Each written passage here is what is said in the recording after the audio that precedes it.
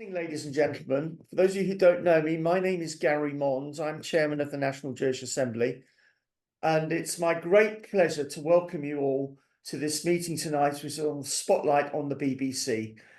Our guest speaker has become very famous in the last few days as the producer of the Asserson report. And so I'm just going to briefly introduce him and his interviewer, Robert Festenstein, and then I will hand over to Robert. Trevor Asserson is widely recognised as one of the UK's leading litigation solicitors, and he heads up the largest international law firm in Israel. His successes, which include acting for and against sovereign states, have been widely covered in the broadcast and in the print media. And of course, he produced the famous Asserson report, which came out just a week or so ago, and which is being widely read and discussed by so many people. And he's going to be interviewed by Robert Festenstein. Robert's the president of the Zionist Central Council. He's a Manchester-based solicitor, and he's got considerable experience in court actions. So let me now hand over to Robert to fire away with some questions. Gary, thanks very much. Trevor, good evening.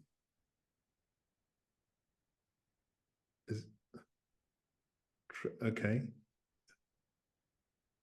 Trevor?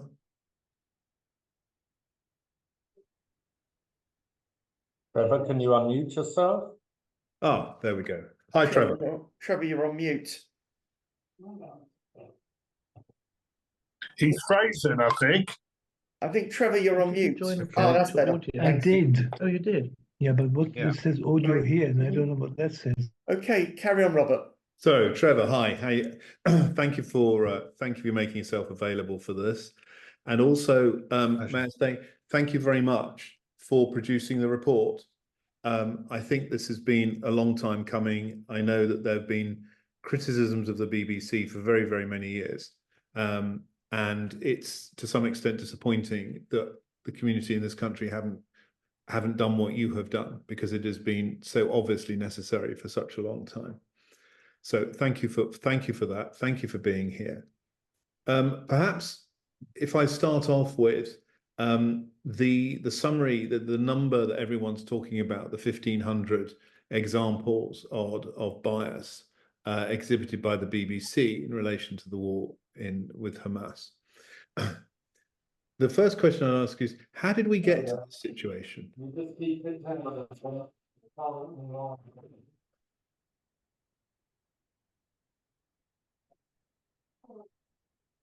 Trevor, have you frozen? Oh, no.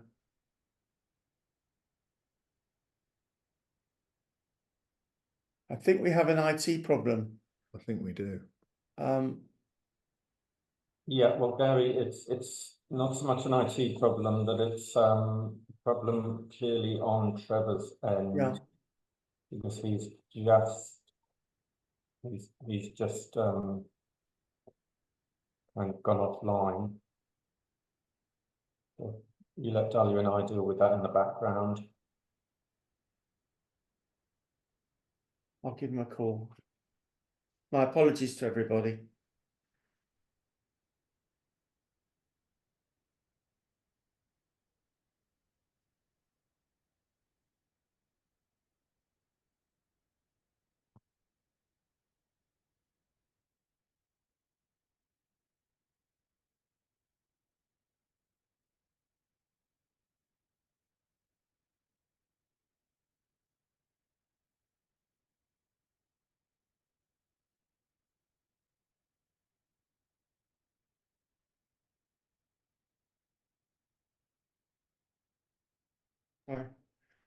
I think while we're waiting for Trevor to come back, Robert, would you like to give your thoughts at the moment on the report while we're waiting for Trevor to return? Yes, but I've got him. I've got him here still. I've moved. Oh, there you moved are. location to see if I can get good. better Okay, we've got you reception. back, Trevor. Great. Carry on. So, Trevor. Yes. Yeah. So, my question, what I was asking before was clearly that there's the number of incidents of bias identified in the report is absolutely disgraceful. It does though justify everybody's everybody's feeling, so certainly amongst the Jewish community, that the BBC are biased certainly against Israel. The question I was asking you is, how did it get this bad? How did it get to this position?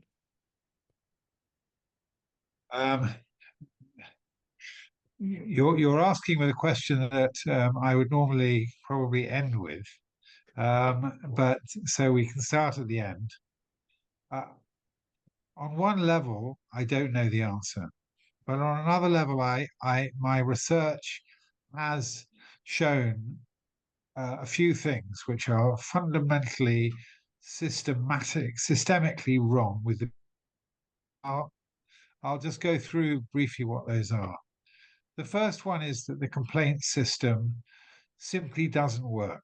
The complaints are so frequently rejected, and my maths isn't good enough to remember quite what the percentage is of successful complaints, but it's 0.000 something or other. It's a tiny percentage, and so many people have given up. And if they do make complaints, they're almost always going to be rejected or even not dealt with.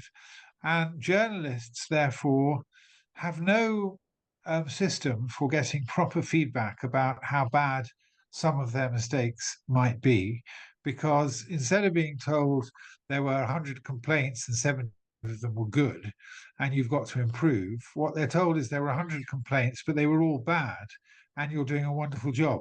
So that's one problem, which is the complaint system really needs to be changed. And I go into the details as to the precise problems, but essentially it's not an independent, viable system. But I think the second and the most shocking finding of the report, of all of the facts and figures that I've shown how this is wrong and that is wrong, and the 1,500 number, which is, to be honest, a very, very significant underestimate. The worst problem of all is the combination of institutional bias and lack of management control. So I'll go through those two items separately. The first is institutional bias. All organizations will have a tendency to move towards institutional bias. For example, if the people on this Zoom decide they want to elect someone to be on the Assembly's constitutional body, they're likely to elect a certain type of person because the people that have decided to join this body are of a certain mindset. They are very dissatisfied with what the Jewish community has produced so far, and they believe that Gary is able to lead a totally different and better body. Now, people who think that are unlikely to promote and vote for someone who thinks Gary's doing a terrible job, because that's not why the people joined this organization. They would, I'm sure, be wrong to vote for someone on the grounds that the guy's doing a terrible job, but it's self-fulfilling that people are going to think in a certain way if they're part of an organization. That's a natural tendency of any organization.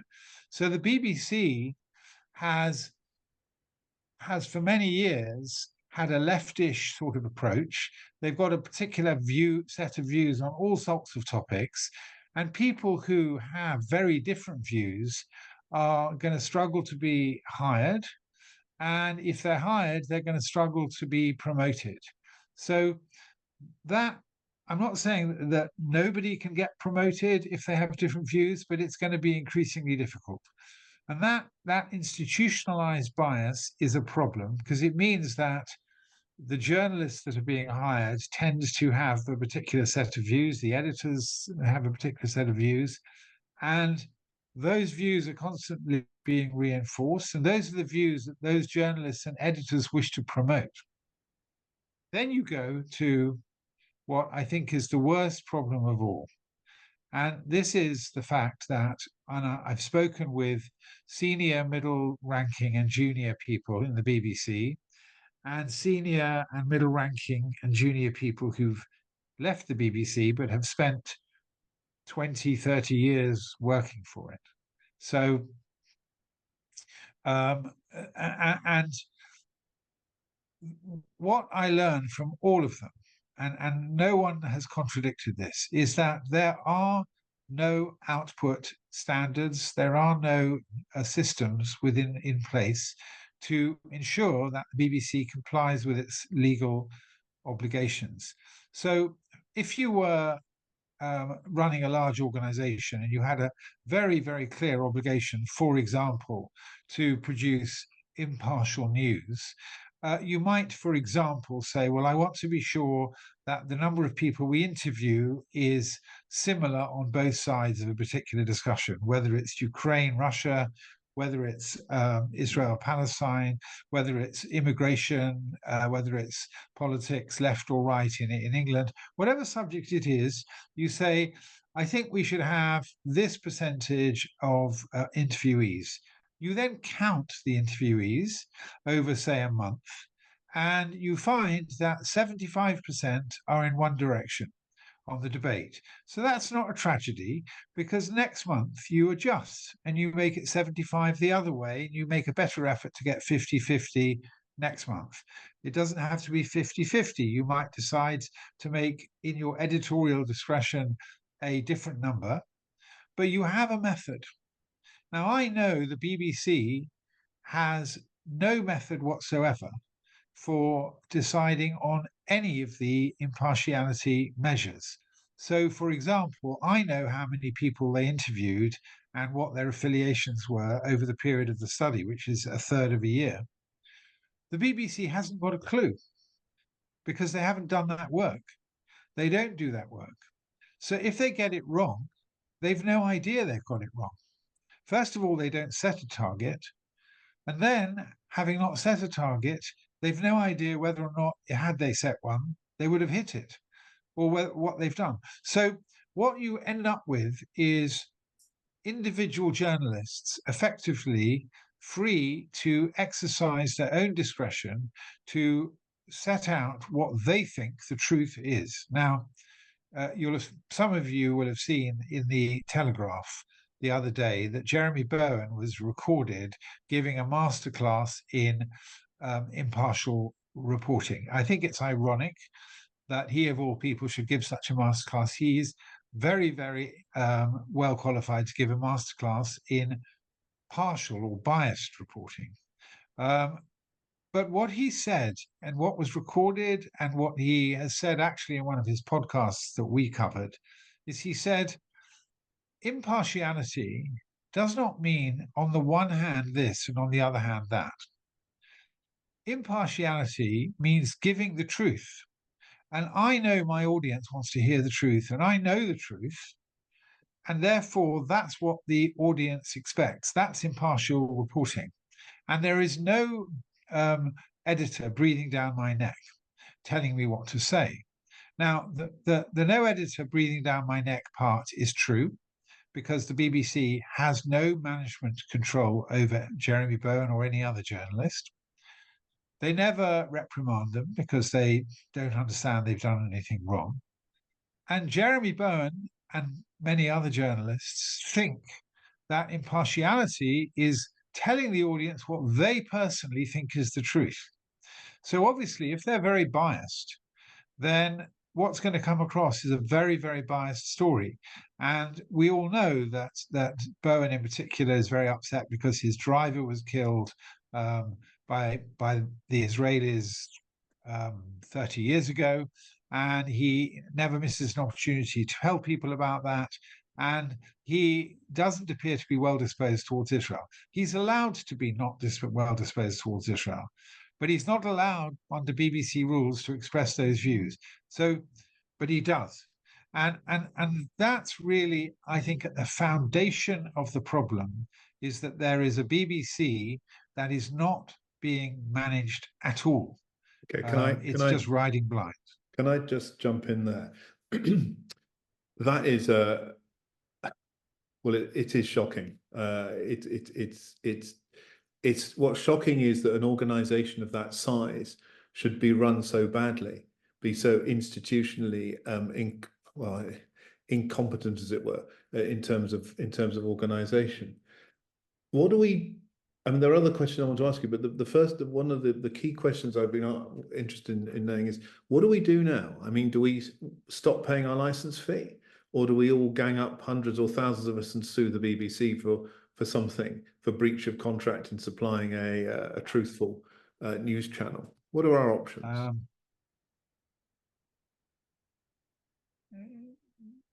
It is very difficult. I mean, I am meeting a lot of very senior people, and I would say that in terms of response to my report, I have had a very heartwarming response from people outside the Jewish community. I mean, within the Jewish community, very encouraging, but outside the Jewish community as well, very encouraging.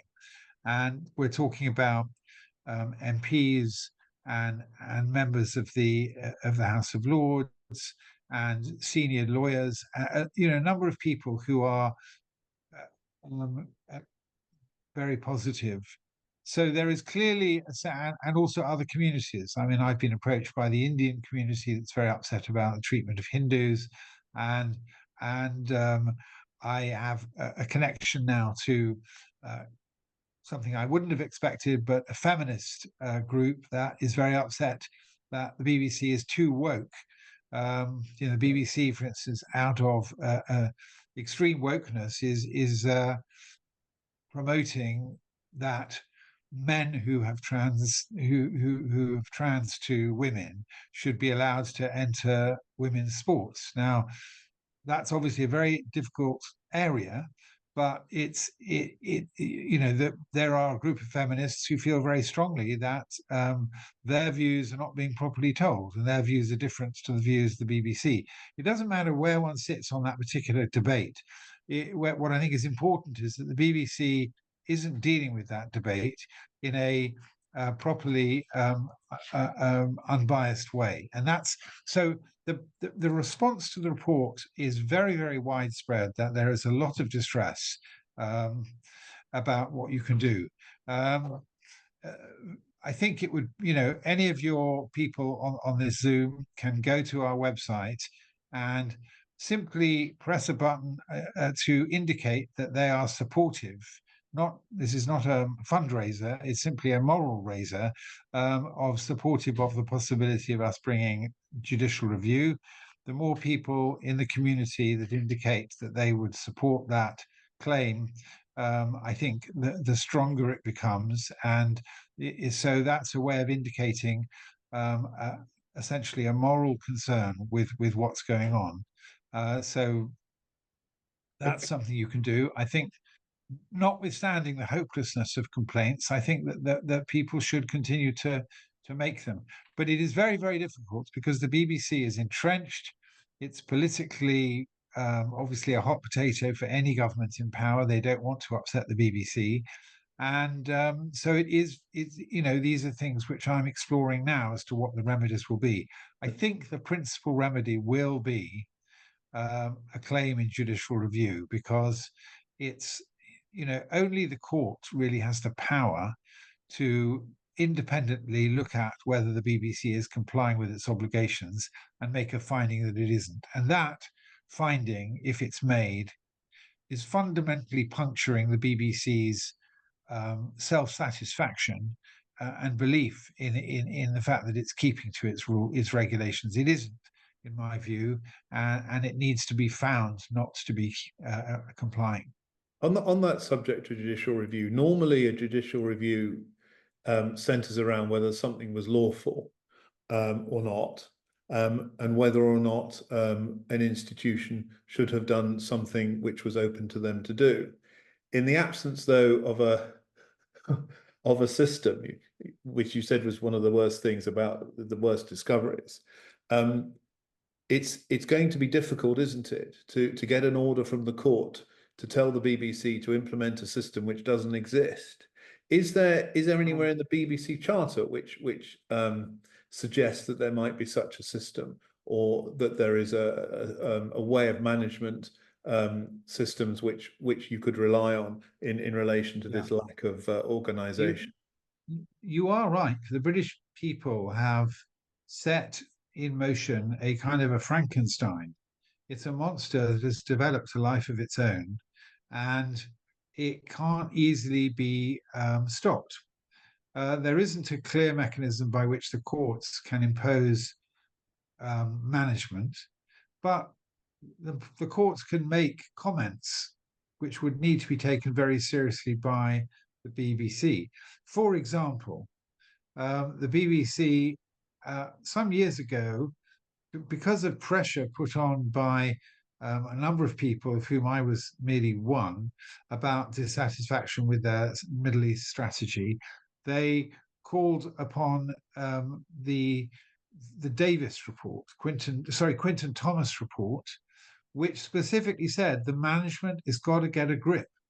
And they set down very clearly, and you'll find it quoted in the conclusion of my report, some very, very clear indications that management needs to get a grip. Much more recently, the Sirota report, the Sirota review of 2022, I think, specifically said that there needs to be a thematic review of different elements of the BBC's output, and the management needs to get into a proper control of that output. In particular, I recommended that there be a thematic control of the BBC Middle East reporting. 3 days after they received the report, lo and behold, the BBC announced that they are going to carry out a thematic review of their Middle East reporting. So I think for the BBC to hear and know that this report is being read by people, is being quoted by people, it's moving people to believe that there's a big problem, is going to have an effect. If people complain and refer to the report, if they go to our website at asserson.co.uk and just click to say they are morally supporting the case, that the claim, that's helpful, and keep those complaints going. But it is a very, very frustrating and difficult target. I mean, we're fighting a huge entrenched power, and the clear mechanisms for defeating it are, or not defeating it, dealing with this problem are not so clearly laid out. So the bias in relation to Israel is very, very well laid out.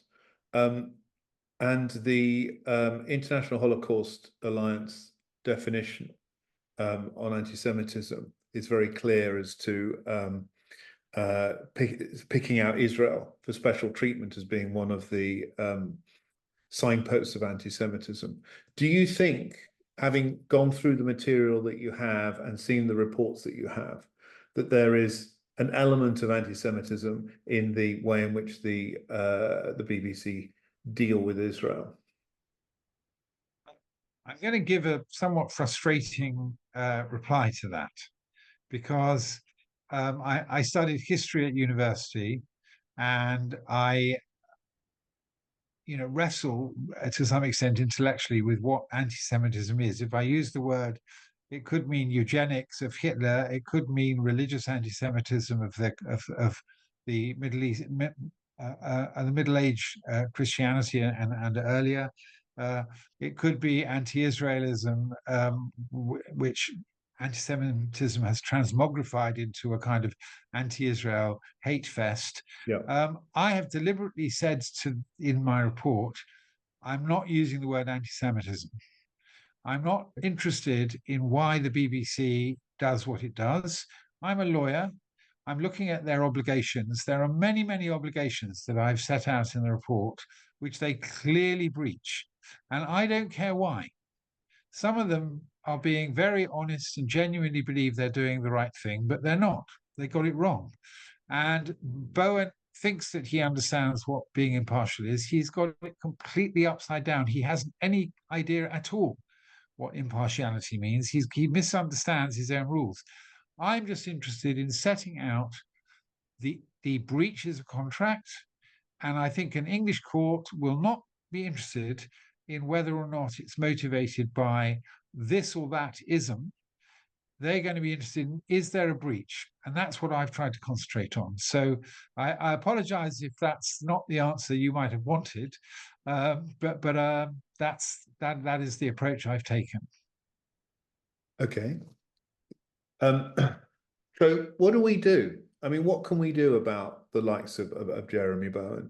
I'm sure that many would agree with me that if he was adopting this approach with any other country or minority, then he would be either out on his ear or moved into a less responsible job. What is it about? That is precisely what the Thomas report said, and other internal reviews have said, that the BBC needs to sack people. I'm not saying it needs to sack any particular individual journalist. Yeah.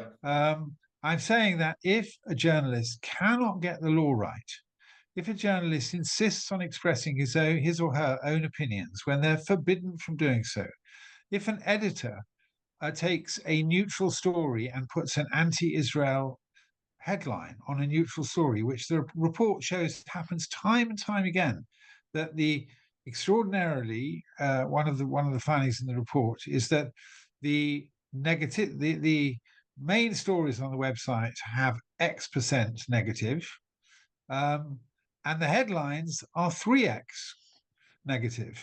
Now that means there's a separate editor, not the person that wrote the story, but the editor that writes the headline, who has an axe to grind. Somebody somewhere in the system is writing something particularly vitriolic in the headlines. It's particularly important because studies show that headlines, 40% of people only read the headline or a few lines into the article, but the headline is very important. The headline gets tweeted. The headline becomes is the most memorable, and the headline has a whole load of life because it's pushed in the social media. So the headlines are really important. The fact that headlines are 2 or 3 times as biased as the main articles is very worrying, but it's another indication there should be management picking this up and telling people to change their behavior. It's not happening at the moment. So on the behavior front, is there anything to be done about the likes of Gary Lineker, who gets paid an absolute fortune and yet admittedly off air, but online, makes the most egregious allegations about Israel? Yeah. I mean, if he was doing that, if he was, as I said before, he was doing that against any other minority, he would be out in his ear. But for some reason, cancelled. Yeah. Sorry? Yeah.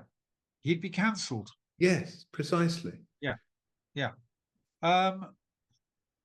You know, the BBC is it's very extraordinary. The only reason Gary Lineker is hung on to is because they want the ratings.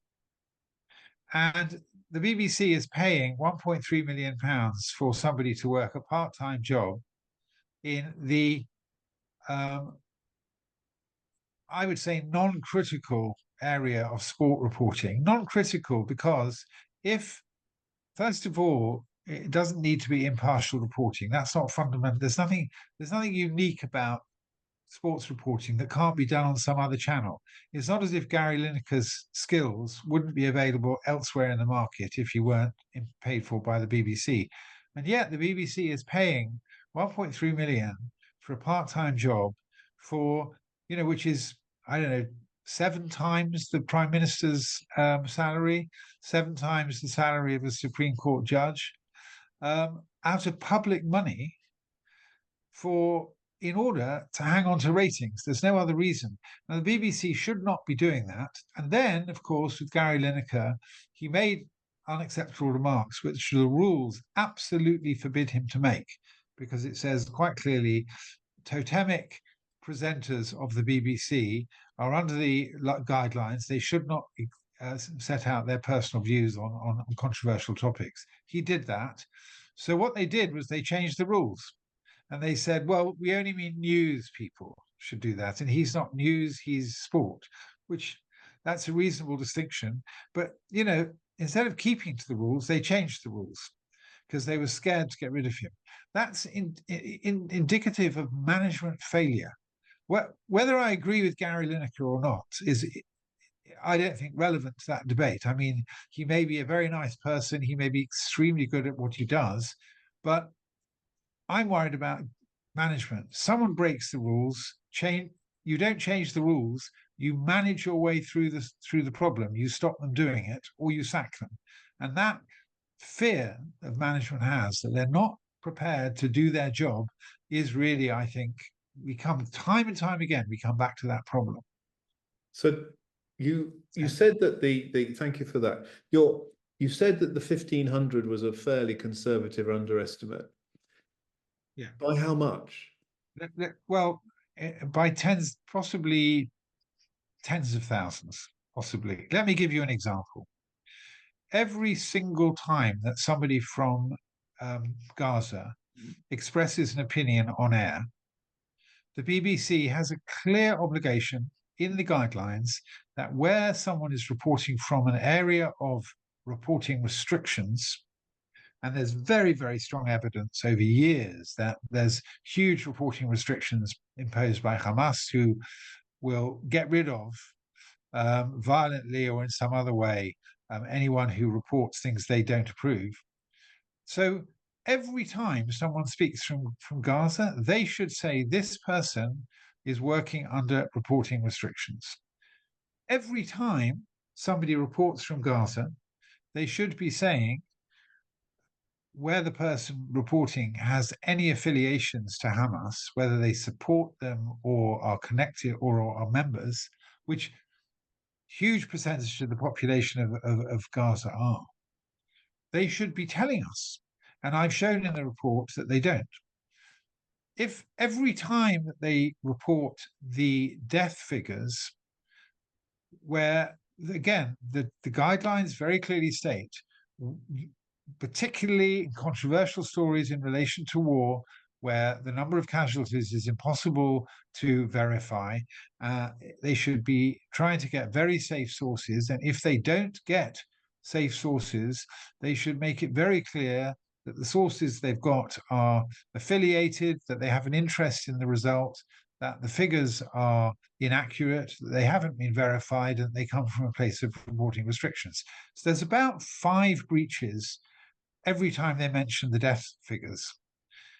There's probably a 6th breach because they're dishonest, because they know there's a lot of analysis and evidence out in the marketplace which has shown the death figures to be clearly wrong and misleading, not least by the United Nations, which is not recognized as Israel's greatest friend in the international sphere. But they don't report any of that, which is a very important part of the story. So if you think that there are maybe 6 breaches every time someone opens their mouth from Gaza, count how many times in the last year someone has spoken from Gaza, maybe 10 times a day for 300 days. That's 3,000 times 5, that's 15,000 just in that. Just in that. So I would say it could be in the tens of thousands of breaches if you add it up like that. Take another example. The BBC has editorial discretion to decide how many stories should be left or right, how many should be pro this or pro that. And it's quite difficult for me, I as an Israeli Jew, I say Israeli from my accent. Many of you will probably realize that I was brought up in England, but I now live in Israel. I might want the story told in a particular way, and the BBC chooses to tell us in a different way. That's fine. But they have to still be balanced. They still have to tell both sides of the story. And when I do the counting, 60-40 may be balanced, it may be defensible, 70-30, 80-20. But I don't see how the numbers I've come up with, which is 100-0, can possibly constitute balance. No, that can't be balanced. No. So there's another breach in every time they're moving towards 100-0, and we've come up with quite a lot of numbers that are well over 90% in one direction. There are breaches going on. Robert, Can if I- you just ask one more question, Robert, and then I'll Okay. throw it open to the members. So, Robert, you have your last question now. The impression I get when reading news on the BBC website or on those rare occasions, I can't listen to them I can't listen to them on the radio or watch it on the television. It's just too aggravating. But the impression I get, nevertheless, is this incredibly intense hatred of the Israeli Prime Minister, as if he is somehow or other some form of antichrist. I can't say that I've seen any equivalent animosity towards any other world leader, and I just wondered if you had any comment as to how that might be the case. I have one or two examples up my sleeve of the obsessive dislike of Israel that exists within the BBC in some quarters. And one of the most amusing, in a way, because it's so irrelevant to the story, but so extraordinary. When the Eurovision Song Contest results came out, it was about sort of 1 a.m. In England. I happened to be in England at the time, and I switched on the radio at 8 a.m. and I heard the headlines. And as is always the case, they mention the main headlines and then they go into the first story and they mention them again. And the most important thing that had happened in the world in the previous evening was the Eurovision Song Contest. And the most important thing that had happened in relation to the Eurovision Song Contest was that Israel was booed by a crowd outside the place where it was taking place, of anti-free Gaza, free Palestine, whatever protesters. So that was mentioned 3 times in the space of about 1 minute by the BBC. Now, fair enough, they consider that important, they're entitled to mention it. But in the light of that fact, it was remarkable that Israel came 5th in the competition, having depicted what appeared to be an absolutely universal hatred of Israel, because 3 times in the space of a minute, we, the audience, were being told that everyone hates Israel and is booing against it.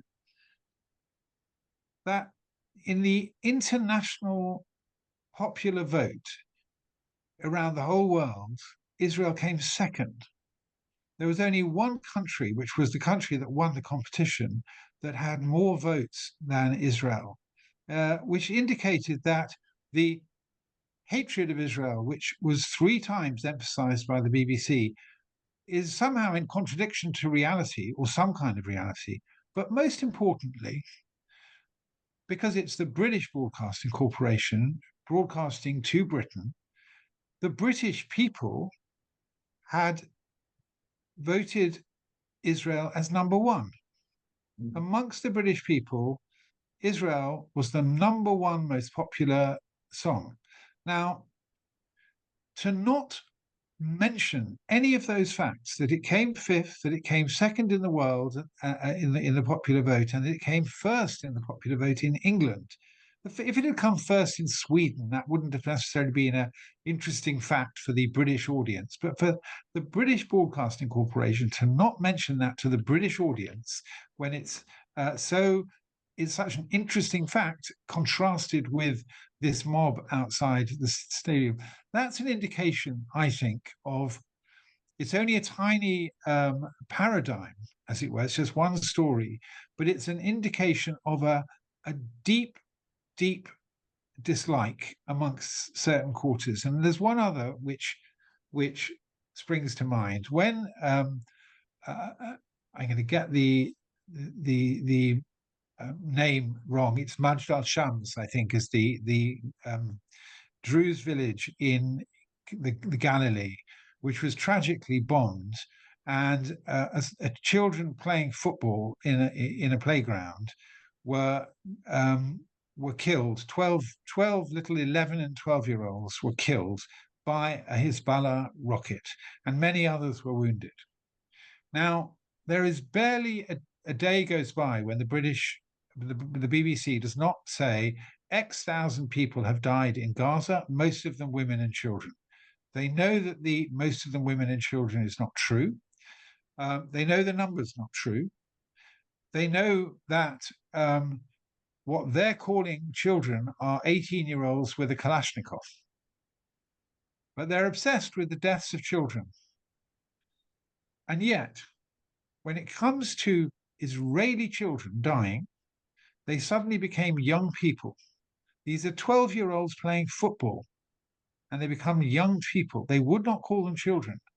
None of them were wandering around the football field with a Kalashnikov trying to kill people. And that's, to my mind, is an indication of how obsessive the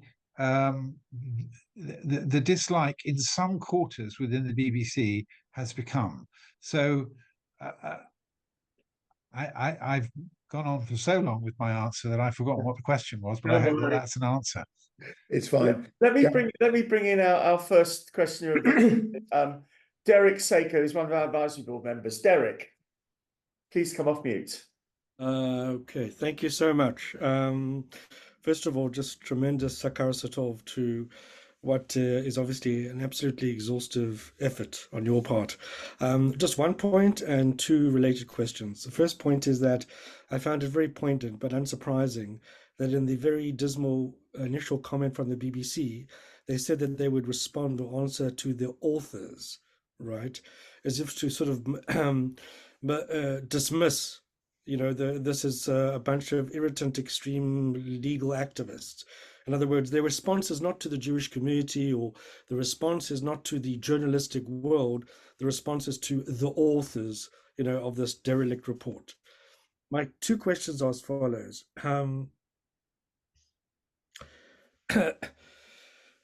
As you know, obviously the BBC is a British institution, but it broadcasts worldwide. And it affects Jews not only in Britain, but it affects Jews worldwide negatively. Do you not think that in moving forward and leveraging this report and so forth, that one of the factors that makes it so difficult is the size of the British Jewish community? It is such a minority within a minority that it is largely seen as irrelevant, as opposed to, say, an institution like the BBC, which of course there isn't one in the US because the taxpayer is not paying for CNN or whatever. But the British community is just so small. And my question is, do you think that, you know, there needs to be more of an international effort from Jewish organizations, communities throughout the world that are involved in this? And then my last question is the question of context. You know, the Israel story, in order to get to the truth, it so often takes context. And our world media today is sound bites and headlines and so forth. So quite aside from the BBC specific, you know, how do you think this plays a major part in the sense that context, you know, really, really matters? And to understand, you know, the underlying truths and to understand, you know, what is going on, it cannot be exhibited by a reporter in the space of, you know, 1 or 2 minutes. And so the story is so difficult to tell, you know. Okay, Derek, thank you. Trevor. Okay, I'm going to try and answer two questions that you asked and a question you didn't ask, because I think it's relevant. The BBC's initial reaction was to say they have questions about the methodology. And that was an attempt to undermine the report. But really, what's remarkable about this report is a group of data scientists, all of them Israeli, some professors at Hebrew U and Bar Ilan, and many at English universities, led by Haran Shani Narkis. They approached me and they set about, with a little bit of legal guidance from me, but they set about an entirely novel approach to analysis of media output, completely separate to my traditional litigation approach. So there were two separate paths going along two separate channels, two separate disciplines, and we both reached very similar conclusions, as you will see in the report. And that actually strengthens, so I'm saying the methodology that the BBC attacked, actually, I believe the AI, because it's independent, it's not got the bias of human beings, was in its own way very supportive of the traditional forensic approach. And the forensic approach, in a sense, validated the AI because they both reached similar conclusions using different techniques. Now that makes the report interesting, not just in terms of Israel or the BBC, but also to do with technique for analyzing media. I think it's been cutting edge from the data scientists, and it makes it also interesting because I'm not aware of any report that has conducted as exhaustive a study as we were able to conduct. Part of that exhaustive study was because of the power of AI and large language models that was brought to bear, that has, researched literally millions of stories in one particular experiment. So I think it's worth. I'm coming now onto what communities can do and the fact they're small. Yes, it's important to move this around the world. I am starting to try to do that. But I think that pushing this in social media, I think that pushing the Asserson report, pushing BBC bias, pushing these phrases, and pushing the report in social media, liking it, sending it to friends, getting them to do the same, doing it in communities outside the Jewish community, such as the Hindu community, that is apparently absolutely furious at their treatment of bias. These are things which will affect the BBC. They'll be bothered by it. Thank you, Trevor. Carol Cohen, please come on. Okay. Oh, sorry. Yeah. Well, I was going to try and answer your second question of telling the story. I thought you were finished. Carry on, Trevor. Carry on. I probably have, because I don't think I've got a good answer to that question. So thank you for rescuing me. Carl Cohen, please come off mute. Please come off mute, Carl. Off mute. You're on mute. Please come off mute. Please come off mute. Okay. Yes, I'm all yours, and my voice is probably not reflecting my anger, my fury. First of all, I would start with a big, great Toda Rabah, Mr. Asserson. It's much appreciated. We bow to your efforts and your fantastic, your great team. It's a great contribution in our fight for not only for justice, but for a fair reporting. I will start with a very heartwarming detail. Probably it will give us a great deal of encouragement.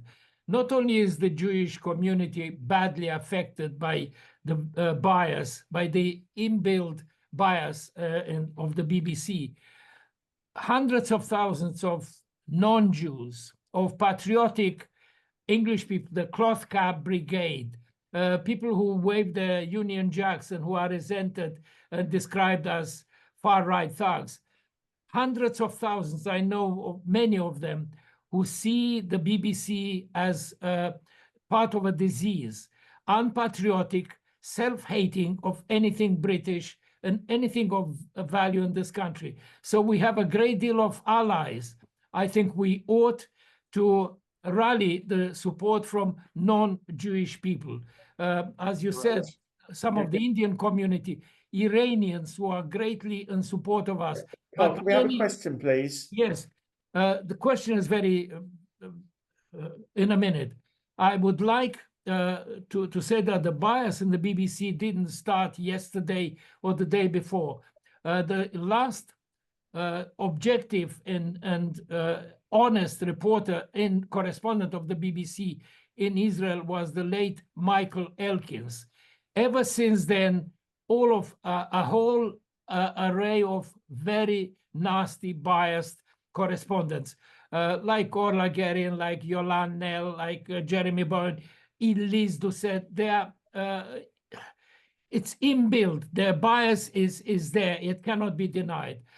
My question is to you, and it's begging, how can we ask the Israeli authorities to stand up and to rescind, to deny, to withdraw accreditation, press accreditation to the people, the BBC people who are in Israel and are poisoning the dialogue. There is no obligation of a host country to allow these people. Okay, I think you've asked the question, Trevor. Can we do something about it? People will probably be annoyed by my answer. And I saw a question: can we stop paying the license fee? So I'll throw that in as well because it's similar. I am upset that Israel stopped Al Jazeera broadcasting in Israel. I am proud of the fact that I live in a country where there is freedom of the press, and I am upset that that freedom was restricted. I can understand there may be room for giving the BBC less preferential treatment, but I would be very upset if it were banned, because although I have no great love for the BBC, as I imagine you've worked out, nor respect nor admiration, I do have admiration for the open liberal society that is in Israel that allows freedom of the expression. They ought to be telling a story because they have obligations to not omit important facts. That in Israel, in Gaza, there are total reporting restrictions, and people ought to be told that every day. But there are not reporting restrictions in Israel, and I don't advocate that the BBC should be banned from Israel. Neither do I. I think it's very tempting to stop paying a license fee. Was told by somebody that I was dealing with recently that there are actually no enforcement methods for even discovering you're watching BBC nowadays. The technology simply hasn't kept up with reality, but it is apparently a criminal offence still. So as a lawyer, I can't recommend people do it, but apparently you can't get caught because there's no technology to find out you're doing it. So I do say, push this story to your non-Jewish friends. Everyone on this call, I am sure, living in England, is dealing with colleagues that are not Jewish all the time. Many of them, as you said, are extremely angry about the BBC. Push this story, get it out there, because that's what's going to hurt the BBC. Okay, I'm going to take questions in groups of 3 now to speed things up. David Lazarus, followed by Barry Epstein, followed by Faisal Bashir. David, please come off mute and let's see you. No, in which case Barry Epstein. Barry. Hello, can you hear? Can you hear? David's there. David's there. Could we have your camera on, please? We can see you. I can't find the camera. I'll give you half, not all, if that's okay. Yeah, okay. Well, ask your question, please. Oh, he's gone on mute again. Barry Epstein, could you come off mute, please? Barry Epstein. Barry, your question. Yes. My question is this, Mr. Asserson. History hasn't been taught properly in British schools, to my certain knowledge, since the end of the 1950s, and now all our children learn about themes. In my ordinary work, as a result of that, I have to tackle each and every day virulent anti-Semitism, anti-Zionism from colleagues in Scotland and Southern Ireland. How would you suggest I combat this? Trevor. Okay, thank goodness there are 2 other questions before I have to answer. All right, yes, okay. Okay, so I'll ask 2 more people to ask their questions and then we do it all in one go. Faisal Bashir, please. Faisal Bashir, you're on mute. Yeah, can you hear me now? Yes, I can hear you. Yeah. Sir, we know that the BBC and US media, they have a bias against Jewish communities and Hindu communities. Now, don't you think that the state of Israel should consider investing in a global media house? I would put the same question if there was Indian representative as well, because I think that the Jewish community and the Israeli community is not being properly represented. So they can't fight the media war. Okay, and now I'll ask Leonid Yanovich if you ask your question, then Trevor will answer the 3 questions. Leonid.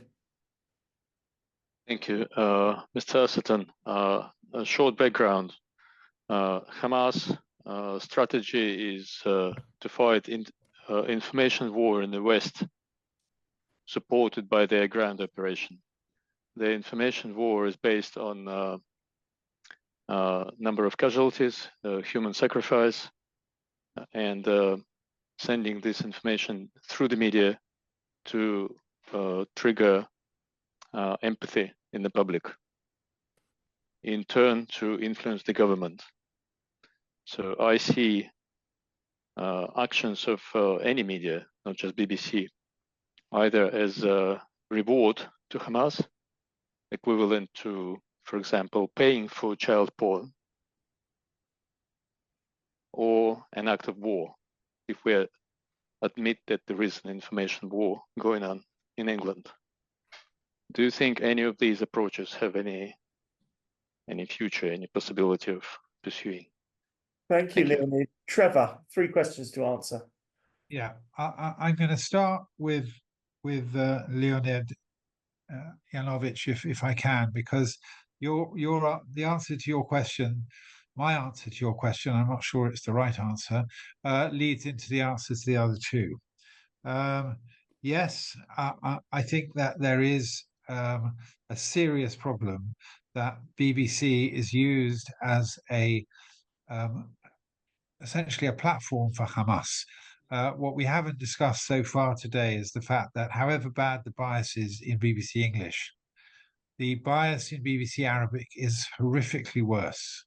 And to the extent that on October the 7th, even on October the 7th, when Israel was facing the worst massacre, an attack on children and women and rape and people being burned alive that has ever been filmed in the world, because they were filming it and as they were doing it. It's the most atrocious day. The sympathy on that day was greater for Palestinians than for Israelis in BBC Arabic. That's an astonishing and disgraceful fact. The British people are paying £4 billion for what is effectively a Hamas promotional channel. That could amount to incitement. It's certainly a breach of their obligations, and it needs to be called out. So that I think is very, very important. And I think that the suggestion by, I think it was Faisal Bashir, that Israel is should be doing something in terms of having a global media strategy. I have thought for years that the Hamas media strategy is clever, sophisticated, and in many ways brilliant. I'm told by soldiers that I know well that they are astonished that the Hezbollah will spend hours trying to put up a set of cameras so that they can watch and film themselves charging towards the fence in Israel. They know that they will be killed as they do that. They know that they're under huge death threats, but they know also the importance of that film. They are prepared to risk their lives to get some film out there. And I'm not for Chas v'Chalila. I would suggest that any Jew does that, but there needs to be a response. Israel is one of the technologically most brilliant countries and advanced countries in the world. I think we demonstrated that earlier today in the extraordinary attack on Hezbollah that Israel had nothing to do with, but it was an astonishing feat. We need to get into the arena. We're not even in the arena, and we are losing hearts and minds across the world, and we need to recognize that is we need tanks and planes, but we desperately need to fight that fight. And if we don't fight that fight, we will carry on losing it. We're losing it appallingly. So whatever one might think of the government, I challenge anyone to congratulate the government in having a proper strategy for media over the years. How do you deal with the fact that education has taken a weird turning in terms of getting basic stories around? Again, that's too big a question, I think, for this evening, except to say that were you to have, and this is Barry Epstein's question, were there to be a proper system of dealing with the media, a system that was a strategy well-funded, international, that was thought through, that had a 10-year strategy and executed on that strategy without being changed at the whim of every single government, then we could start to turn the dial in the other direction. And your job of persuading your colleagues that their view of the world is wrong, or at the very least ignorant, would become much easier. So these are all, I think, connected questions, and I hope that I've given you some idea of my thoughts. I'm not suggesting I have the answer. I'm just giving you my personal thoughts. Okay, another 3 questions. Natalie Zion, followed by Marek Beckerman, followed by Martin Miller. Natalie. You're on mute, Natalie. Can you come off mute? Yeah, okay. Is it? Sorry, I think there's an issue with the app. I was pressing on mute. It's less of a question, more of I've just seen a lot of people in the chat not understanding, and I'm just worried that people are going to maybe get a fine. So I just wanted to add something really quickly, if you don't mind. Is that okay? Yeah, very quick. Absolutely. If you're telling people they've got to pay the license fee, I endorse that. It's very annoying, but No, I agree. I'm not actually going to say that, but there are. So I'm an activist, and I do encourage my followers to not pay the TV license, but there are specifics within that. So this is me as an activist. I'm not a lawyer, obviously. So one would be I did.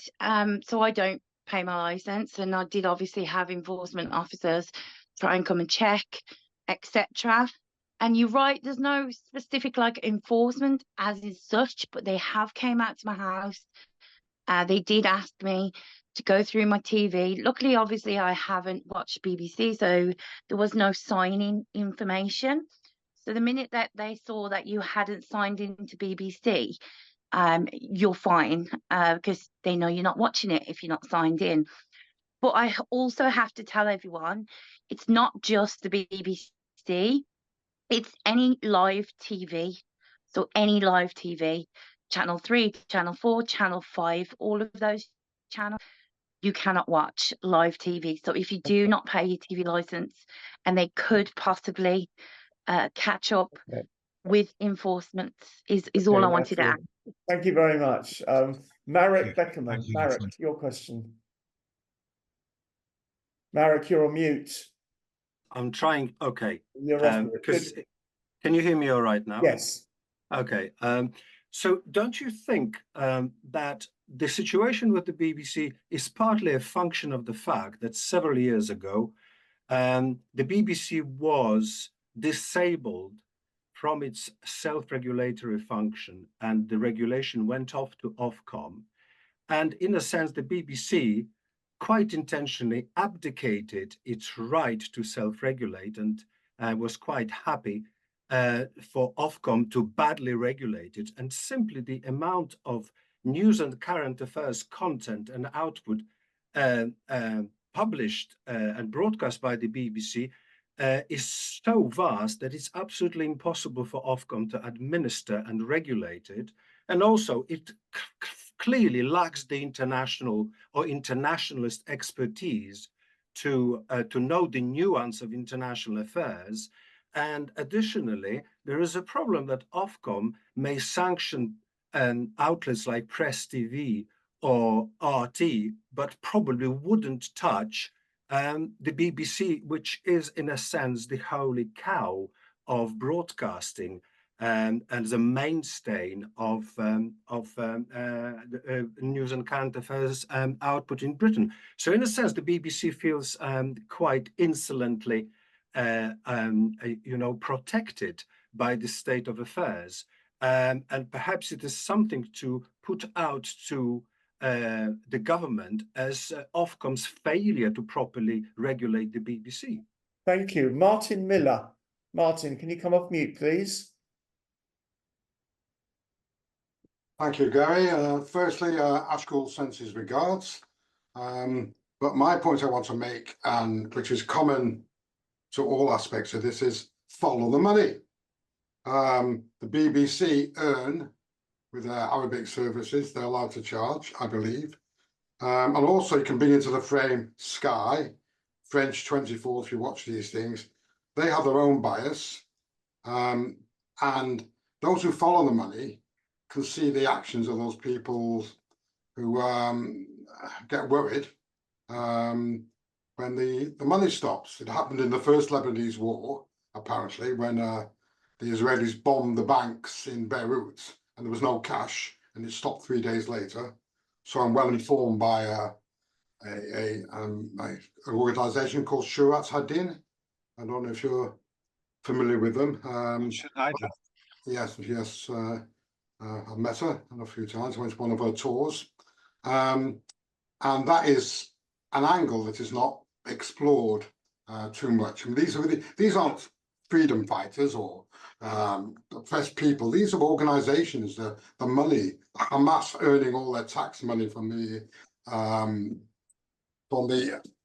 tunnels, which they used to tax when coming in. They're doing it now. How they became millionaires and billionaires. And it's very low key in the way this is presented in any discussion forum. I don't know what your take on that is, but Trevor, over to you. Okay, three quite different topics, really. Natalie, I'm grateful to you for pointing out the details of the risks of not paying. As I said previously, I can't possibly advise people not to obey to not obey the law, however tempting it is. But it is tempting. But that is part of the money, and I think that Martin's point about follow the money is right. There is a real move to defund the BBC, and that's connected to the report. The report is saying that there is really one raison d'etre for the BBC to exist, which is that it provides impartial news. You can't get impartial news from The Guardian or Sky. You can, in theory, get it from the BBC. If it does not do that, what is the point? Why should people be paying £4 billion for it not to do its principal job? So the campaign to push the report, to push the story of bias, to push the sense of dissatisfaction is also would help to feed into the Stop Funding the BBC campaign. There's also that is those two are connected. The question of the regulatory issue, I wouldn't have sufficient expertise to be able to say whether or not moving the some regulatory elements to Ofcom has made a difference. I am skeptical because Ofcom is stuffed with ex-BBC people. And the other thing that's extraordinary is there has been, apparently, I was asked, somebody who knows, is in a position to know, told me that there has not been a single complaint that has gone to Ofcom over the BBC's coverage of this war since the war began on the 7th of October. Now, that is incredibly worrying for Ofcom. It means no one has any faith in Ofcom. So I think that in theory, the structure exists, but the real problem is that they're scared, they're stuffed with BBC people, and no one has taken a case and won in the courts. And I think in order to do that, that will set the law as to what is and isn't impartial reporting. Sadly, I think that battle needs to be fought. I'm hoping there'll be a better solution, but it may be that there won't be, and that's it may be where we end up. Okay, time for the last two questions. Harry Sassoon, followed by Irina Rovaja. Harry.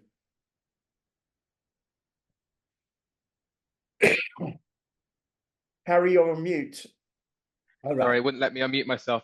First of all, Trevor, thank you so much. I mean, it's been amazing seeing everything come out and just people coming out since the report made the headlines. So thank you. The one quick question I've got is, what steps can the BBC take to rebuild trust with the Jewish community, if any? Irina, please come off mute.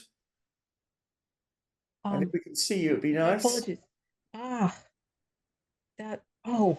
This is a laptop. It's got a thing somewhere to move the shutter of the camera, but never mind. Don't worry. I think that first of all, thank you so much to everybody who brought this together. I'm really grateful to be here. And there's a question for Mr. Asserson. I think that if more groups knew that you were evaluating the BBC in terms of its impartiality and misinformation, you would be inundated with people contacting you, not just the feminists and not just Hindu groups, but many, many more groups. And I'm just wondering if you would want to hear from parents of children who have been so distressed and suffered so much from the sorts of things that children are exposed to on the BBC. Much of it was put out as education during COVID lockdowns, but it has been pretty radical opinion-based stuff that's been put out towards very young children from the age of 2 or not, from 2.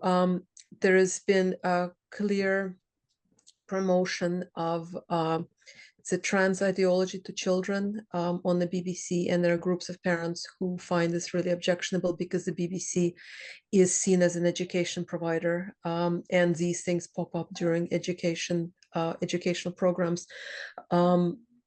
So I'm just wondering if you wish to be hearing from other groups or if it's just making things more complicated and more cumbersome. Trevor, can you take one final question as well from Paulina Prutskova, who's just come in? Paulina, could you come off mute? Hello, Paulina. Can you hear me? Okay, Yes. hello.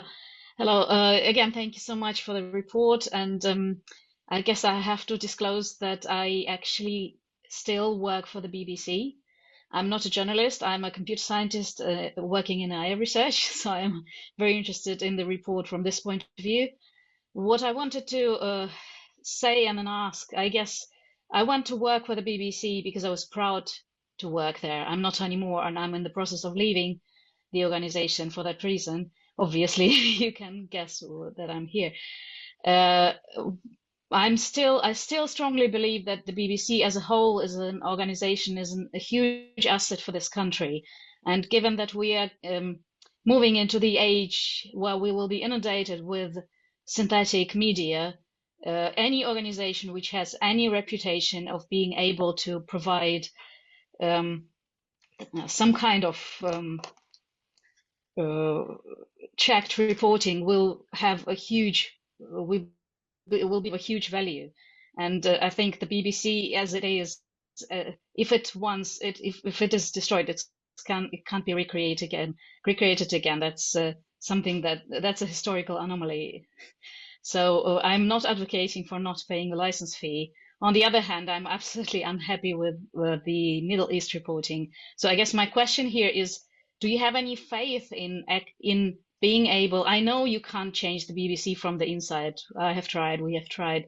It's not going to work. Do you have any faith in any mechanisms actually that it can be changed from outside in terms of its Middle East reporting? Is it the so what do you see any strategy to achieve that? Thank you, Paulina. Trevor.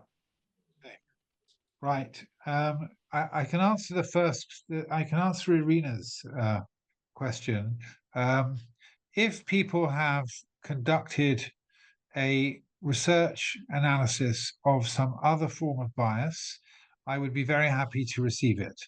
I do not have time, energy, or resources to conduct further resources about other areas of bias myself. So I am already inundated.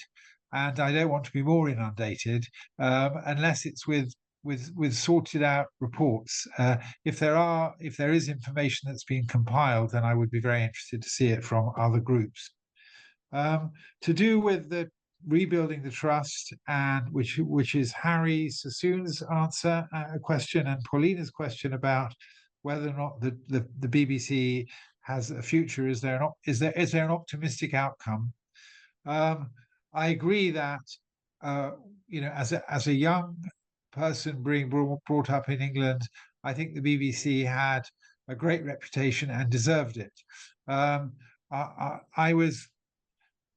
had the privilege of being very close to my wife's uncle, who was Yehuda Avner, at one point the ambassador, the Israeli ambassador to England, and the author of the Prime Ministers, and he was very, very close to Begin. And one of the stories he would tell is how Begin, I forget, it's in his book called The Prime Ministers. One of the stories he would tell of Begin is that there was some very significant event, and I can't remember what the event was now, but he said, Begin said to Yehuda Avner, "I'll believe it if the BBC tells me, but until I hear it on the BBC, I don't believe it." It is absolutely inconceivable that any sensibly informed person anywhere around the world would say that about any topic whatsoever today. I believe that the trust has been totally lost in the BBC's ability to report honestly, truthfully, and in a balanced way. I speak to so many people who feel that trust is lost, not just in the Israel story, but in so many other stories. So I do think that it was a great institution. It may have passed a point of no return into decay, and it's been captured by a group of people whose set of identical or very similar views is poisoning what was a great institution. However, I wouldn't be doing this if I didn't feel that it could change. I think that it is possible for public feeling against the BBC to be echoed, to be broadcast. I think that people can actually have an effect through social media. I think that there is already, I've seen a lot of political effects. I met one person who was a member of the shadow cabinet recently, who said that the report went right round the shadow cabinet within a very short period. Everyone was talking about it. I suspect it's gone around the cabinet as well. I'm quite sure it's gone round all the senior news people in the BBC. There's no question that it can be pushed further, that everyone should be involved in making it clear that there is dissatisfaction at a very, very deep level. And ultimately, I do have some faith that the courts, popular opinion, and Parliament, between them, can actually affect a change. It's going to be a tough journey, and it is definitely not assured that there will be a change. But I know in the past, when I've been involved in moving against the BBC, there have been some changes. I believe there can be more again. It's a very, very tough uphill struggle, but I, for one, don't want to give in. And I urge all of you not to give in, because it is a great institution. It was, and it could become so again.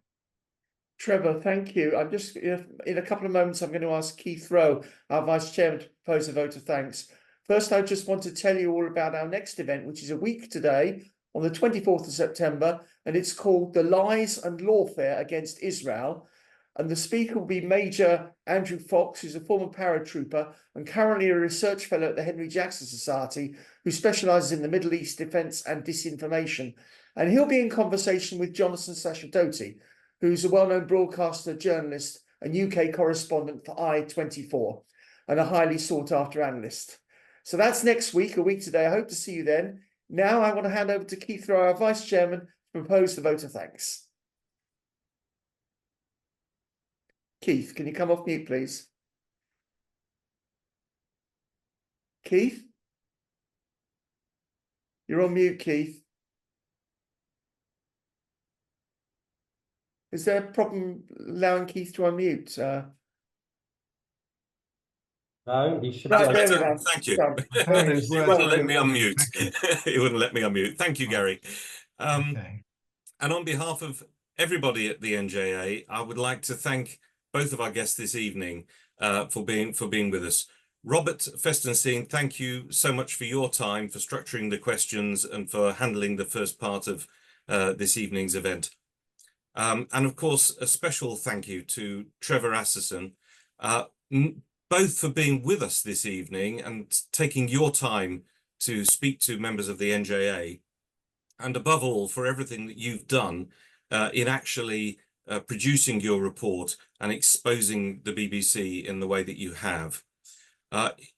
We're all aware of the bias. It's something we all know, but now we have the evidence to back us up and to refer to, and we have you to thank for that. I personally can't bear to watch the BBC News anymore, but if I cancelled my license fee and my wife couldn't watch Strictly Come Dancing, there would be real trouble. So I'm afraid I'm not going to cancel the license fee, but everything you've done is so important.